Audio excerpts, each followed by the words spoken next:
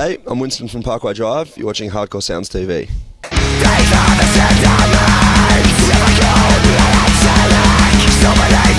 So hello everyone, we are here in Tavastia in Helsnki, Finland with Winston from Parkway Drive. Hello, how's it going for you guys at the moment? Going good. Yeah, good to be back here. So how has the tour been so far? Tour's been amazing. Considering it's the end of Horizon's cycle, no new music out, the shows have been the biggest we've ever headlined in Europe, which is pretty crazy. So last night you played at Turku. How did that go? Crazy. Broken barrier, people everywhere. Okay. No, it was very fun. So you guys have a new album coming out entitled Deep Blue. So could you tell us a little bit about the recording process of the album? Yeah, different producer this time, and it has a very different sound from the last recordings. Simply on the recording quality, it's very different. This time we tried to make a record that sounded less like the computerized metal sound that seems to be going around these days, and more just like big live band sound. So we used a lot more gear, a lot more musical instruments as opposed to computer programs. So we tried to keep any computer usage to a minimum. So how did you end up into Joey Barresi? Luckily, it was very lucky. We were trying to work with Adam D again actually at the start, and we couldn't end up getting the time together. He was too busy, we were too busy, it just didn't work out. So then we had to think about finding someone else, and when we thought about the options, we realized we also had the option to completely change the sound that we were making. And when that idea came about, a friend of ours recommended or suggested Joe, and we looked at what he'd worked with, and the bands he'd worked with are absolutely amazing, but they were also no heavy or metal bands. So like it was Queens of the Stone Age, Tool, Bad Religion, like old punk bands, stuff like that. Checked out that list. It's pretty crazy, but at the same time nothing that sounds like us, which made us actually really excited, because if he can make bands like that sound heavy and big, then we thought maybe he can make us sound heavier and bigger. So that was the idea. And also we heard that he's been recording for a hell of a long time, so we heard that the way he likes to record is exactly what we're looking for, like raw, natural sound. And when we went in to record, it was exactly what we wanted. So it came out pretty much 100% how we wanted to record it, which is nice. So you have been playing the new song called Unrest live, like during this tour as well. So how did you end up like selecting this song into your set list? Does it like represent the average? The average song for the record? Yeah. To be honest, I don't think there's any song on the record where you could pick out and say this represents every song, because I think on Deep Blue there's pretty much no two songs that sound the same. No two songs that you'll be able to say, you'll go, ooh, that one sounds like this one, I get them mixed up. Everything has something unique about it, which is what we tried to aim for. But Unrest we wrote a long time ago, and we decided to start playing live because we had fun jamming it, and we thought people would like to hear something new, and we had this song that was very short and very heavy, and we thought, let's just try playing it live and see what people think. And to be honest, we didn't expect people to like it that much, because it was so short and heavy they might just go, too simple. But kids seem to like it a lot, like they've been watching it on YouTube, yelling it out every night. It's pretty insane, which is nice. So, but it's as far as representation of the album, that's one piece out of 13. That's pretty much as close as you'll get to representation.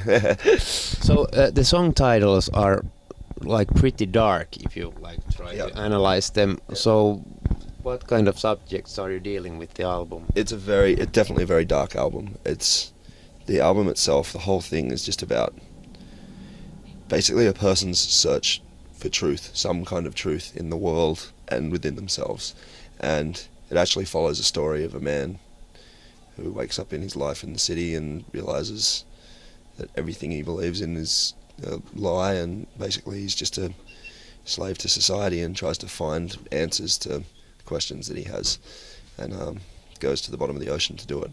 So the songs that I've written are definitely, they're very, very personal, and I think they are very dark but I guess that's just the way it turned out. I'm not very good at writing light songs, so it's definitely the heaviest record that we've written, both musically and lyrically, and the feel of everything. It's definitely very emotional and very heavy. So what does the artwork represent to you? The artwork represents the story, and basically we tried to write a record that the lyrics, the music, like the sounds and the artwork all tied in together to create a feeling and a story that you could have a beginning and an end, and you could feel the beginning and you could feel the end, and you could read it and look at the pictures the whole way. So that was the idea of the artwork this time. So the artwork, I really, really like the artwork, and this is the first time we've ever used someone to actually draw the artwork as opposed to manipulate digital images, and it's, the results are pretty. Yeah, I also liked the artwork. Yeah. It was like pretty neat picture. I think so, yeah, and there's a lot of panels of pictures within the artwork, within the actual booklet. It's not just one piece. There's a lot of drawings in there, and I like it. It's kind of like reading like a book or a comic or something like that, which was kind of the aim that we wanted to have. Okay. So what's your personal favorite song from the new album? Could you tell us a little bit about it? Yeah, Jesus, it's really hard to say. I'll say a couple actually. My favorite probably heavy song, because there's songs that have definite different feels, is a song called Deliver Me, which is one of the heaviest songs on the record, but it has a lot of different elements in it. It's one of my favorites because it's so heavy, but halfway through it just completely changes, put it that way. It takes a completely different twist, and it has so much in the one song, but it still remains so heavy that I like it. I think it can't be explained until you hear it. Yeah, but and the other one is a song called Home is for the Heartless, and that song Brett from Bad Religion actually sung on it with us, and I think it's probably the first time that there's a song that people listen and go, didn't expect to hear that. Yeah. So it has a lot of different elements in it. It's definitely very melodic, and it's a very emotional sounding song. It has a lot of different vocal characteristics the whole way through, but the music itself, while the song is structured really simply, the musical side of it is insane, and it has some of the best drumming and best guitar work on the whole album, but just put into the simplest context, which is I really like. Okay. It's cool. So you also, like you said, you also have a few guest musicians on the album. So how did you end up having those? Where did you get the idea? We have good friends, which is nice, but it's strange. It was just one of the situations where, as we wrote these songs, I had these ideas of certain people singing different parts, going, it'd sound awesome if this person would help us out and sing this part on this song, because I can just hear their voice fitting with this bit. And both people we worked with, Marshall from the Warriors and Brett from Bad Religion, have very unique vocal qualities, and I thought would fit really well with these songs, and luckily enough they helped us out, and it actually, every time they did their part, it worked out better than we could have planned, which is really, really awesome. So yeah, I think that the guest vocal parts have worked really well on this record. Hopefully people will like them, but we'll see how we go. So what's in the scope after the European tour? We go home, and we prepare for the album to launch, I guess.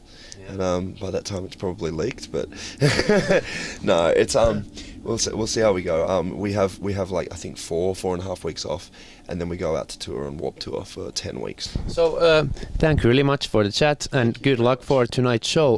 Anything you want to say as a closer to your European fans? Thank you. Europe's been so awesome to us. Thank you so much for sticking by us after all this time and no music. So hopefully there's something in Deep Blue that you will like. Okay, so thank you really much for the chat. Thank you.